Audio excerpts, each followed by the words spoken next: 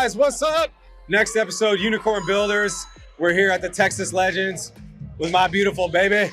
We're here having some fun courtside. Oh yeah, with our adult beverages. Adult beverages. Cheers. It's our show, we can say that. We can do that. And we're here watching the Windy City Bulls. Well, actually, everybody else is, but we're not. Well, we will later. We will later. I'm sure it's going to be a good game. But we're excited because tonight, honey, tonight is Cybersecurity night. And we're surrounded by 4 experts in cybersecurity. So we're going to talk about dating in cybersecurity. No, I'm just kidding. If you're dating, don't give out your social security, your PIN, your passwords. Passwords to your phone. Yeah, don't do that. Maybe we'll save that for another episode. Your keypad code, like to get in your home. No, yeah, don't do that. The threats are real, guys. We'll get into some maybe ugly dating stories later, another episode. But what we're gonna do, exactly, yeah, that's right. Baby, you look good tonight, by the way. Thank you so much. I appreciate that. I love you. I appreciate you. I love you. You're awesome. Okay, so we're gonna go around the table here, and you're gonna get to know everybody, and then we're gonna jump in. Cybersecurity is hot. It's hot. I don't think it's ever not been hot, but it's hot. And there's a lot of questions that people have. Some people, you've been staying up, late at night, can't sleep. What's going on? Who's got my data? Breaches every day, hacks this, Should I take that picture? Because who could end up with it? I have no idea. Yeah, but we're gonna go around and we're gonna start over here. Name, company, and specialization in cyber. Hi, I'm Randy Benner. I'm a channel SE for Fortinet. We're a company that specializes in network security. Bryan Schmode, CEO of Airside Inc. We specialize in counter-UAS, UAV, drone security, around cybersecurity threats, and threats around commercial businesses and institutions around the world. Okay. I can't wait to talk about drone and UAV threats, man. Okay. Good evening. Andrew Hopkins. I'm president of a company called Privacy Chain, and we do data security. Hi, my name is Jason Denton. I'm the founder and CEO of Reliable Technology Services. We're one of the top-ranked managed service providers in North Texas, and cybersecurity is a big offering that we have, helping secure a lot of the businesses in this area. So it's such a privilege to be here, Matt. Thank you for the invitation. I appreciate it, man. Thank you. All right, so cybersecurity is it's a big industry, right? There's lots of different players in the industry. I mean, drone threats and local businesses and privacy chain. I don't even know what that means, but there's all kinds of things in cybersecurity. And yeah, we won't quiet. And for people like my wife, Nadia, I mean, how does that affect your daily life, right? Why should the average person care about cybersecurity? Right? That's a question. So who wants to take that? What should the average person care about when we say cybersecurity? Why is it relevant? Everybody has their data. I have my health data, I have all sorts of other data, and everybody out there is making a ton of money off my data because they steal it. So from an individual person, it's all about data, right? How do you protect it? How do you look after it? And frankly, at one point, how do you monetize it? That's really good. It's my data. Stop making money off of it. Or at least give me a cut, right? Yeah, That's a percentage. That's a really good point. Absolutely. What do you think? Thanks, Matt. I think one of the most important things about cybersecurity is the vulnerability of your money. A lot of people don't know that the average hacker right now is about the age of 23 and makes over $700,000 a year getting the money of good people like us, all of us here, because why? Well, your username and password was hacked. Something simple like that.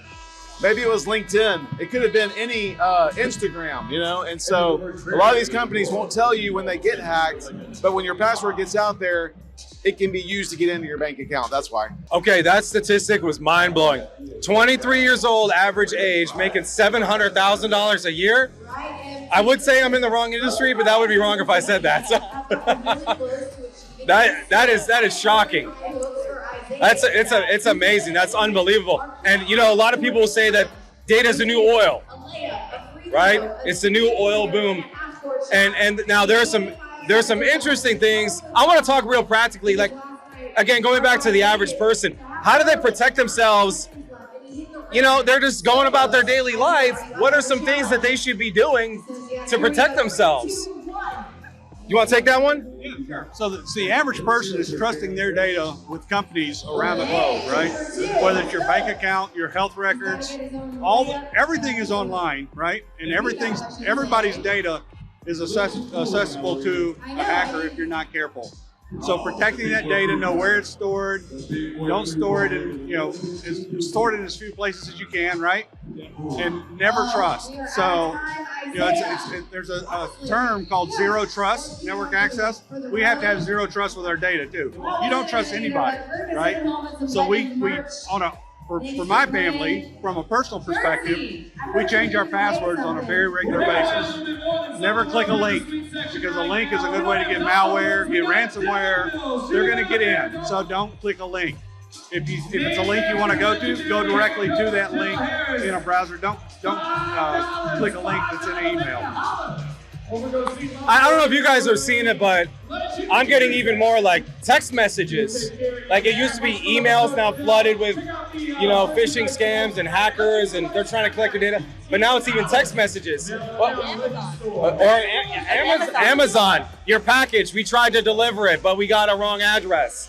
Or, we need your routing and account number because we want to send a refund. Stuff like that. What are some of like the emerging trends that we should be aware of like today about some of these scams that people are trying to get our information? What are you guys seeing? Well, you kind of mentioned them, most of them, and phishing's a huge one. So I've been noticing LinkedIn. And Twitter as well, I get some really interesting invitations from people who look lovely, but oh my goodness, stay away. But that's a new one I've seen recently. What about you guys? Are you seeing it? You seeing anything? Yeah, if it's unsuspected, be suspicious. So if you're not expecting an email about a package, be suspicious. If you get an email about a package, go directly to Amazon. Don't click the link, because you're probably going to be in trouble. Yeah. And so you mean even if I click on that link, how do they collect my information even if I click on that link? Like what are they doing behind the scenes? Well, behind the scenes, they're pulling information off your computer that they could use for nefarious purposes. They could be to get to your bank account. It could be to get to your email. A lot of times they're surveilling you for months on end to see how you communicate with your colleagues, your vendors, with your personal accounts, And so they'll use that information to try to send an email from you that looks like you to manipulate some of your contacts. So I think Randy's right. You really have to watch out when you see an email that doesn't make sense. Raise the flag. Okay, so this is new for me. Like, you mean they're stalking us and watching our patterns for months? A lot of times, I guess my perception is like it's a one hit. They didn't get me, so they're out. But they're actually monitoring and learning your behavior and how you communicate. I just had it happen last week. Last week, further to what he just said, I had a partner that I work with that was hacked, and they sent me over a commission report, actually. They partnered with our company, and I went and opened it, and they had actually been logged into their accounts for quite some time, watching who bills them, who owes them money, and sent out very legitimate looking documents that we clicked on and were infected with malware that was trying to steal information. Luckily, all of our security systems caught it. Wow. Yeah. I mean, you're absolutely right. It's very sophisticated. You're behind on your debt, or click for an offer, and then it's, as you say, if you don't recognize it or think it, even if it looks legit, don't click on it. Go to the source. You have to go to the source. I mean, it's scary these days. It really is. I guess what I also want to add, Matt. So a lot of us are familiar with multi-factor authentication. That's where you have a username, a password, and then something else, right? It could be an app on your phone or a text message. But what a lot of people don't know is in the last 60 days, the industry has considered that a text message is no longer good enough. It's not secure. That is now hacked. So if you're getting a text message as your multi-factor authentication, consider moving to an app or one of those rotating numbers like Google Authenticator. We got to stop scaring people. Come on. Yeah, some even scarier stuff. No, taking it to the next level now with the introduction of drones to the market and the affordability of them now. They've become very sophisticated. A lot of folks, from Fortune 500 companies to banks to just your regular, ordinary, everyday citizens like us are subject to hacking attempts from them. They actually come outfitted with equipment now and can be outfitted with equipment that enables them to steal information out of companies' server systems and off of your wireless networks. Wow. Yeah, so this is interesting. I want to ask one last question, then we're going to pivot because I want to go to innovation in cybersecurity because both you guys y'all are doing some interesting things. But practically speaking, you talked about cycling passwords. I mean, just to be honest, it's too much work. That's what I'm thinking. It's just too much work. Like, are there, I'm on LastPass. I thought LastPass was good, and then I heard about the LastPass breach. Like, come on, man. Like, these apps are supposed to make it easier. So, like, what are some safe, manageable practices that we can put into place to protect ourselves? Like, make it easy for us. Yeah. LastPass actually is a good application. They did get hacked. I use LastPass as well. About every 2 weeks, I go through and cycle all my passwords. So if they get a password, it's not going to work very long because that's the only way you can protect yourself. Unless they get hacked again, which we can't prevent, right? Yeah, exactly. Okay, so I want to pivot to innovation. So who wants to share? I'm going to actually give it to Bryan right now because when I heard what you were doing, it's really interesting. It shocked me. I had no idea that drones were being used in the way that they were and are such a cybersecurity threat. So talk to me about what you guys are doing at 911 Security Airsite and just tell us what's going on and what you're doing to prevent that and fight against it. Thanks so much, Matt. So at 911 Security Airsite, we actually manufactured software that detects drones in the airspace. The issues that are happening run across a range of different vertical markets, everything from the cyber threats to corporate businesses, to universities, everyday citizens, to the threats within critical infrastructure, transportation. Prisons actually on a daily basis are having contraband drops of drugs, cell phones into the prisons on a daily basis. We secure a number of prisons around the United States currently with our technology called AirGuard, which is a cloud-based platform that actually detects drones in real time, has the ability to integrate into many different platforms such as video surveillance, access control, and even has the ability to mitigate the drones in areas where that's applicable and legal. And so what we're seeing is drone threats come in all different shapes and sizes and ways now, from carrying out harmful attacks to our communities, all the way to stealing cyber information and doing other nefarious acts. Some of the stuff that we've seen is really crazy. We've even had an instance where there was, they were caught actually at a major petrochemical company using drones with thermal cameras to go through the reserves. And then they had somebody on the back end that was manipulating the stock market. So it's become very, very interesting. Things that I never thought possible are possible now. I've been doing this for 24 years, and drones are really the new third dimension to security. They're only going to continue to grow as they become more prolific. So we're really excited about what we're offering and how it adds value in the market. Yeah, that's awesome. Did you have a comment for that? I think, They're ingenious. I mean, that whole idea of monitoring the reserves through a drone and then running the stock price is crazy. I mean, that's how sophisticated the attackers are. It's crazy. Yeah. And I would imagine, I mean, in theory, drones can be controlled from anywhere, right? Yes. You can fly a drone from anywhere. The introduction of 4G and 5G actually enables a drone. We could be sitting right here at this game and flying a drone in New York or in London for that matter. Wow. So if I wanted to, let's say I was on a business trip and I wanted to surprise my wife, I could fly a drone from London and drop her a package on her birthday, right? The batteries don't last that long yet. Oh, dang it. Oh. I guess I'll have to bring it with me, baby. All right, let's go. Bags are packed. Bags are packed. If you put one somewhere close, you could definitely be somewhere else and fly it. Yeah, it's just stunning. It's like modern warfare now, like in just everyday cybersecurity threats. Who should be concerned about that? Because I know you work mostly, I would say, local businesses right here. I mean, Are there any that he should be concerned about with his clients who should be thinking about drone threats? Like, who are the companies that should be paying attention to a drone threat? I mean, does that reach down to, like, is it enterprise, large, or like smaller businesses? Enterprise, large, financial institutions have been a very, very big target. A lot of the Fortune 500 companies, especially technology companies, intellectual property theft is a really, really big thing. And that's something that I've had a lot of dealing with over the years, and it's become very prolific. And so a lot of these companies are subject to that, as they are innovators, and the folks that aren't innovators or want to, not put the hard work and the money into it, like we're doing here, come and try to steal that stuff. And so you got to be really careful. A lot of these Fortune 500 companies are subject to drones gathering all of the data from their business. And it's been done. There's lots of case studies and examples out there where they've been able to do very clever things, such as upload malware to the servers, fly the drones outside of the building, and transmit the data to the drones. As simple as on a Raspberry Pi.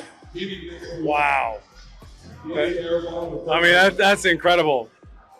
I want to talk to you. I want to hear what you're doing to innovate within. You kind of teased it out a few days ago when you and I talked. What are some ways that you're innovating, or at least trying to bring innovation to the industry? All right. So we start from the point of view that you're going to get hacked, and we're focused on the internet, right? It's a big company. And the reason we start from you're going to get hacked is because people make mistakes. And I don't care how good your perimeter defenses are and your thick walls around your data and everything else. People make mistakes. And it's not because they're always malicious, they just have a bad day. And the use case, I mean, there's so many examples of that. So we start from the assumption you're going to lose your data. So we look at it from the point of view of how do we protect data after it's been stolen? And what we're actually doing is individually encrypting every single record with its own key. So if somebody gets into your data and steals 20 million records, they have to run 20 million individual decryptions. Each one of them gives them one record. So we're essentially protecting data even after it's stolen. And the point you made about the cyber economy and 23 years old and 700,000, the data, the cybercrime economy is about 1.25 trillion. Right, it's 3 times Walmart.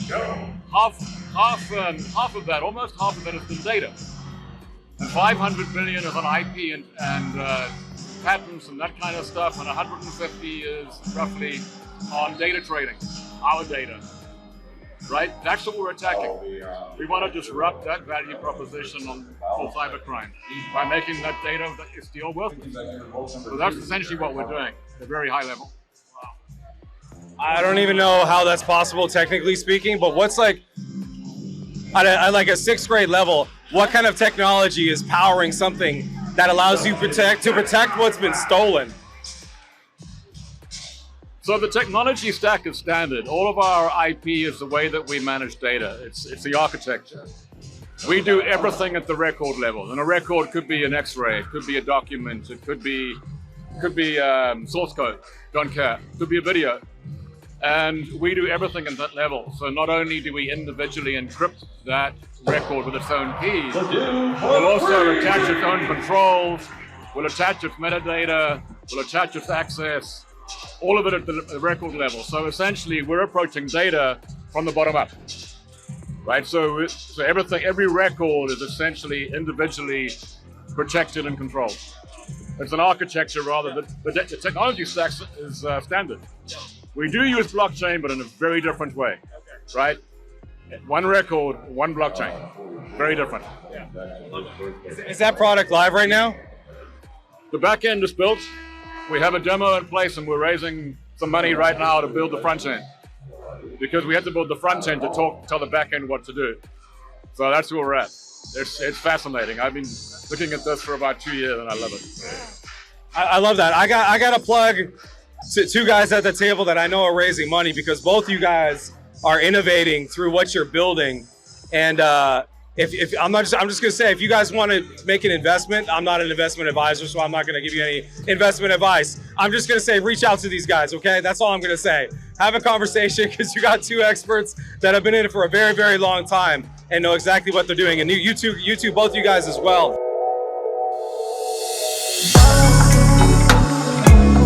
So I want to pivot now to a segment that we call Queued Up. And my friends Doron and Nathan and Nathaniel, my boys, you guys over at Q, they've innovated some technology that it helps us understand what questions people are asking on the internet and how many people are looking for an answer to that question. Like Quora is a platform, so they consolidate all of that. And we've got some questions right now from Q. This is Queued Up. Love you guys. And our friends over at Ann Ventures, y'all are the best. We love Ann, don't we? We really do. Yes, and we love Q. Oh, yes. Our homies. All right, our homies. Yo, what's up? Straight thugging. All right, I don't know if I can say that, but it's my show, whatever. You don't like it? Write me an email. Okay, so here's the question. There are 1.97 million views on this question, and there are only 21 answers on this question. Here's the question. How can we help employees care about cybersecurity? 2 million people have seen that question. There's only 21 answers. Who's got a good answer to that question? I'll take a shot at it. I think the first thing is getting your employees to understand the importance of cybersecurity, for one thing. Understand the different attack vectors and where they can be attacked, and then test them. There's phishing products. Fortinet has a phishing product that we will send out emails with nefarious links that are supposedly nefarious, right? We're testing the employees to see if they click on those links. So we're constantly being tested and trained internally at our company because we're leading that charge to help companies, employees from being attacked through those vectors. Okay, there you go. Thank you for that answer. You got one too? Yeah, I got one for that. So you have to make it personal. Cybersecurity is not a technology problem, it's a business problem. And so you should treat it like any other business problem and frankly incent on it. Right? If you have a clean bill of health on cybersecurity, everybody benefits. It's like everything else. You have to make them own it and understand it. Training, of course, training for sure. But somehow you got to make it personal. You got one? Yeah, I do. So I love what Randy was saying there about phishing attacks. We try to encourage our clients to do a gamification of phishing attacks. So let's send out a fake fish to all of your employees and let's see who clicks on the link, right? And then let's reward some people, right, for not clicking on the link. But also, a lot of folks don't know that you can do a thing called dark web scanning, right? That's where we scan the dark web for credentials that have been released. And let's talk about that publicly. And like you were saying, Andrew, about how to encourage employees to understand the importance of cybersecurity and how that affects you personally and as an organization. I love that. Awesome. My man, Bryan, what do you got? Yeah. So aside from all the typical stuff that we would do with employees, I think that I'm a big believer in mutual success with the employees. And so I think, going into the times that we're in now where cybersecurity is something that literally changes every hour of every day. Somebody's thinking of a new way to, break into a system or create an attack or set somebody up for data to be stolen. In addition to the training, make a program, within the companies that, shares in success with the employees. It can be done a number of ways, through compensation benefits or bonuses, some kind of program put together that, holds them accountable and makes them part of it. I like that. Who would take a bonus for being more secure with their data at their company?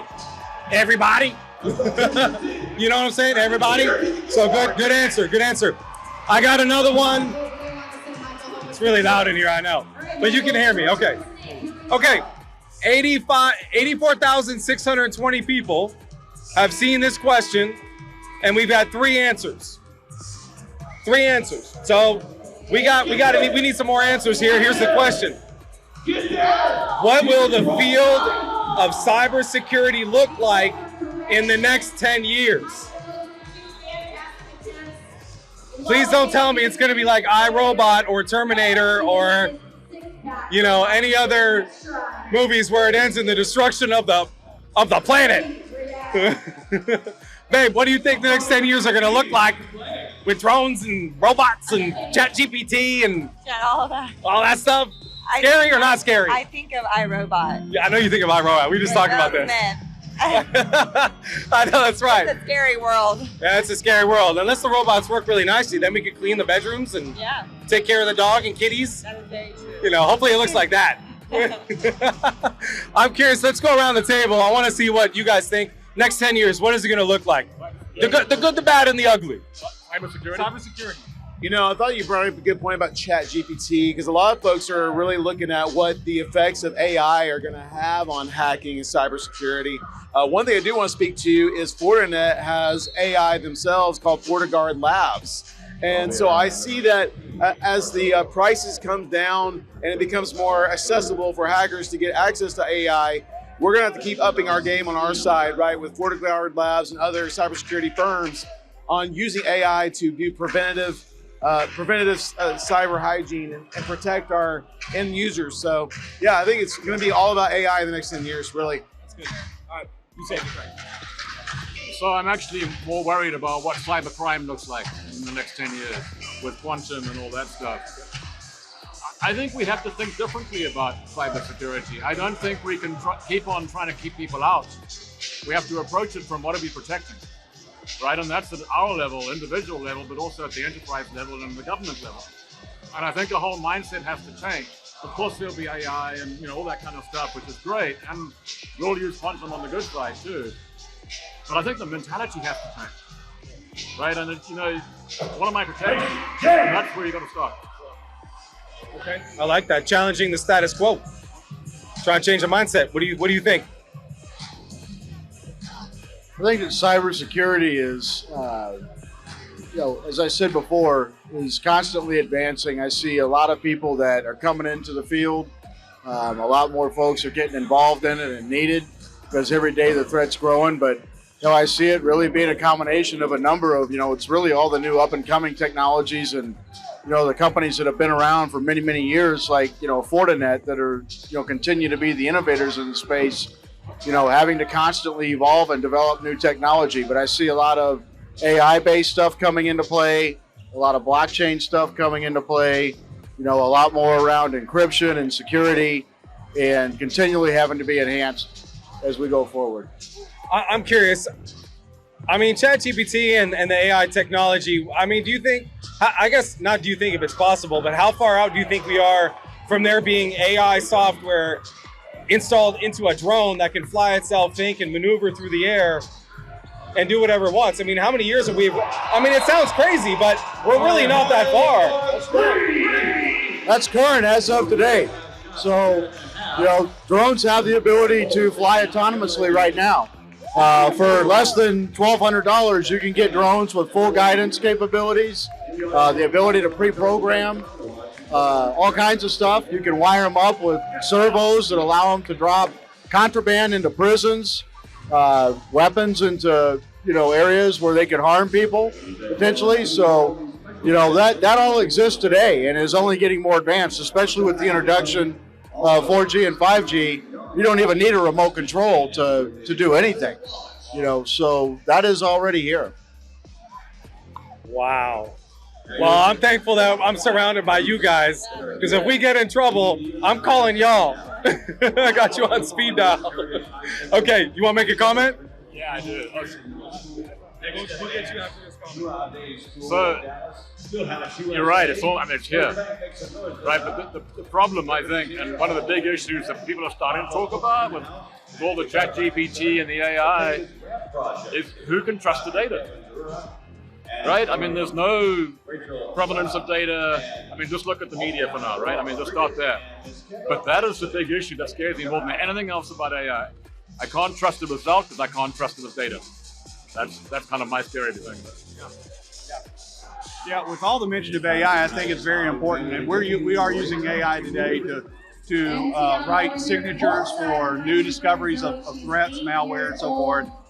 But on top of the AI, you've got to really focus on automation. So there's got to be automated responses, because most malware and ransomware that's in a company might be in there for 6, 8, 12 months before they even know it's there, because they're poking around, they're looking to find out where they can get, what servers they can get to, things like that. We've got to be able to recognize that internally as well as on the edge, so that we can block that. We can mitigate those devices. We can quarantine them with automated responses rather than having to wait for an engineer to do that. Jason mentioned FortiGuard Labs, our cybersecurity threat analysts. They analyze over 300 billion threats per day. 300 billion threats per day that our guys are analyzing. And a lot of that is because of AI and ML. We found over 1,200 zero-day events. For the first time we've ever seen that, where it's a new event. We've never seen this malware pattern. We've discovered it, wrote mitigation patterns for it, downloaded it back out to our fabric so that we can take automated responses. The other thing is the industry has really, over the history, been built on what we call point products. There's a problem, somebody builds a product to fix that problem. At Fortinet, we're focusing on what we call a cybersecurity mesh architecture. We call it the security fabric. Everything has to talk together. It all has to share information, whether it's an endpoint, whether it's a firewall, whether it's a cloud device, whatever it is, they all have to communicate across this fabric, because we have to share that information. And then we have external connectors where external companies can connect to it as well. And then we're part of the Cyber Threat Alliance, so that we actually can share information with the world of things that we buy. So I think that's very important. How many? 300 million threats? 300 billion. You feel you're winning? Are we winning this battle? It's hard to tell. What are we missing? It's hard to tell. We don't know. We're seeing 300 billion threats, right? What are we missing? That's what scares me, and I mean that's what motivated us to come from the other direction. We're not going to catch them all, so how do we say what's the worst thing that can happen, and how do we mitigate that? That's kind of where yeah, I mean it's scary. It's amazing. Hey, so you cover the front end, he'll cover the back end. That's it. Yeah, you can be on offense, he'll be on defense. Hey. Yeah, there you go. Okay, we're gonna ask one more for queued up. 173,470 people want to know, what is it like to work in cybersecurity? Is it stressful? What are the hours and pay like? And what kind of work does one do? You've been in this for a while. What do you think, man? Is it nice? If you like stress and you like odd hours and you like to get a new problem every 10 minutes or less in some cases, cybersecurity is where you want to be. One of the things about me is that I always like doing new things and learning new things. And so, I grew up in cybersecurity before I got into physical security and AI. And it's always a new thing every day, multiple times a day. So you're never really doing the same thing day in and day out. You're always looking to solve for a new problem, a new bad actor, a new threat that's out there. So for somebody like me, it's very rewarding. And for those that, like to excel and learn and constantly be doing new things and not be doing the same thing day in and day out, I would highly recommend the cybersecurity industry, because it's always a challenge. Those 23-year-old young guns keep you busy, don't they? Thanks, Matt. I'd say working in cybersecurity right now is a really interesting time to be in cybersecurity. I think a lot of folks talk about, there may be some silver bullets out there, but there really isn't. I think it's a multi-pronged approach at cybersecurity. You look at endpoint security, firewall security.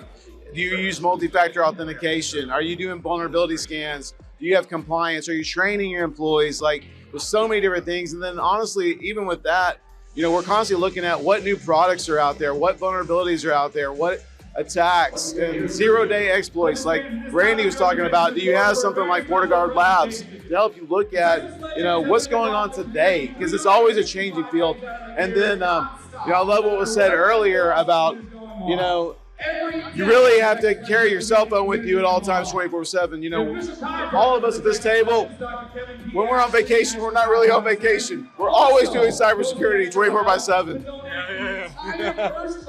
How many years have you been in cyber? Actually, I'm relatively new to cyber. I mean, very quickly, I fell into this because when I left my old company, Accenture, 2 years ago, guy called me and said, hey, I want you to look what I've got. And it blew me away. Right, so is it stressful? Yeah, I'm 26 years old. Right, so it's very stressful. But I love it. I mean, it's what we believe what we do is so important. And I mean, we all do, right? And it really makes a difference at the enterprise and the individual level. So yeah, it's tiring, it's stressful, it's frustrating, but man, we love it because it's important. I love that. Yeah, the reward for me, it's not as much the stress as it's the challenge. I love the challenge. I love helping companies protect their data, protect their customers' data. Everybody hears the stories about the exploits and the people that got attacked and the ransomware. That all makes the news. But when we can keep our customers out of the news, that's even better for us. That's where I get my reward, by helping customers be successful in that area. I love that. Well, thank you guys. Last question.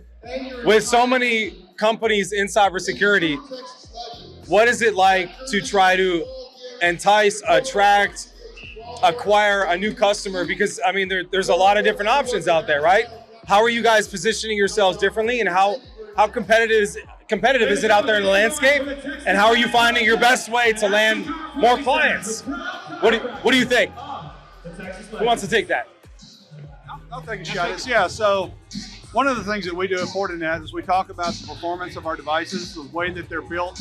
We've got a patented methodology of the build architecture of our firewalls that no one else could do, which gives them the best performance out of any firewall in the marketplace, especially when you start having to decrypt all the traffic that's in the market. So in the network. So if you think about it, all companies that have internet networks that come in, right? 95% of that traffic is encrypted. Those companies don't decrypt that traffic to inspect the payload, and malware can be hiding in that payload. Our boxes can do that with the least degradation to any performance of any firewall in the marketplace. So you kind of separate yourself by those type terms. You don't so much focus on price, because when a company's trying to protect their network, price may not be the number one thing they're thinking about. It's the security of the data that they've got. So we try to focus on our value that we bring the customer from a performance perspective. Love that. Good answer. Thank you. Who wants to take that? Competitive edge, more or less. Competitive edge. Well, we're a little different because we're kind of the early stage guys here. But I mean, I'm going to combine, for us personally, the VC and potential partner, because I've got a lot of contacts in consulting and all that. You're too disruptive. I don't believe it. It sounds too good to be true. Right? Come back when you proved it, which is where we are. We're going to prove it, and we're going to build it out, and funding helped us do it quicker, but we're going to build it and show it, and it's amazing. So that's where we're at. So I think that one of the key factors to being a great managed security provider is really two-pronged approach. One is having great service. We offer white glove service to our clients, and really they want to know that they can count on you to be there when it counts. When there's a hack, when there's something that looks like a hack, it may not be. They want to know they can pick up the phone and call and get help, right? That's what they're looking for, is help. And the other piece I would just say is that, like, one thing we've found is that we use Gartner. It's like the consumer reports for enterprise-grade tools. And so that's how we found Fortinet. Fortinet, I think, can provide you with enterprise-grade tools at an affordable price, right? At a price you can afford. So that's why we try to partner with small business to make sure that they have those NASA-grade tools in their environment. And it could be an office of 5 employees or 500, but it could be a Fortinet firewall. Love that. All right, what do you got? We started innovating with our technology at Airsight in the drone space. We had customers coming to us after they already had gotten hit with, issues, some cyber, some others. And so our market is a market that didn't exist 5 years ago. People weren't thinking of drones as a security threat back then.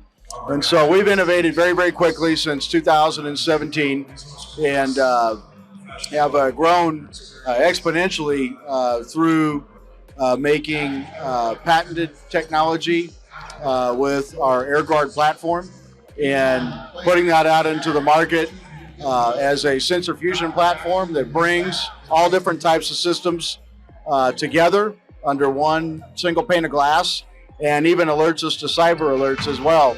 And that stuff is going on with drones. There you go. There you go. Awesome. Well, thank you guys. Good answers. Awesome discussion. Are there any burning questions or topics that I forgot to mention tonight that you guys want to cover? Or are you feeling pretty good about it? We're feeling good. It's a good conversation. I love it. Guys, you guys are awesome. Awesome guests, babe. You're fabulous. Yes. I love you. Thank you. I love you too. Is That was awesome. there is no cybersecurity monitoring systems for keeping me out of the pantry. I'm just gonna tell you, babe. I will steal cookies no matter what, drone, malware, whatever you put on it. I'm just gonna keep eating your chips and cookies. I'm sorry. I'm gonna tell you, put that cookie down. I don't want to. Put that cookie down. Put that cookie down. Well, that's your fault. You make such good cookies. What can I say? All right. Well, thank you everybody for joining us. My name is Matt, founder, CEO, Stormbreaker Digital. You got the hat, lightning bolt right there. Okay, my man, he's watching that. If you guys need any help with your marketing, lead generation, website, social media, video, you want to be featured on the show, it's $5,000. These guys didn't know that, but I'm sending them the invoice. Each. Me too. She's got very expensive shopping habits. Okay, I get a cut too. Yeah, you get a cut. Hey, you get a cut. Yeah, exactly. That's right. Yeah, I'll send you a link on Amazon that you got to fill out your account information on. So the next episode. Yeah. Go Legends. Thank you, Malcolm. We love you guys. Love you.